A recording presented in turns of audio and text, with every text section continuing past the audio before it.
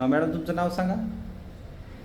नाव योगिता रवींद्र जाधव. बरं. हे तुमचे सासरे आहेत बरोबर? बाबा इकडे बघा. तर यांचं काय नाव आहे?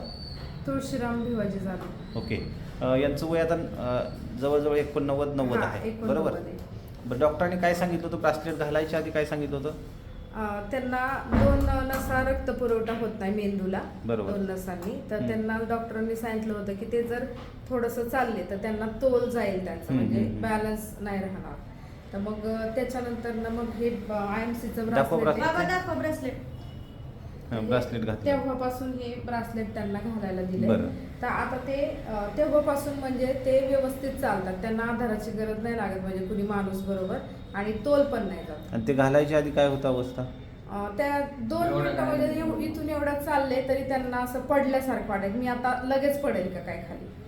आता हे ब्रासलेट घातल्यापासून त्यांना खूप चांगलं चांगले चालतात.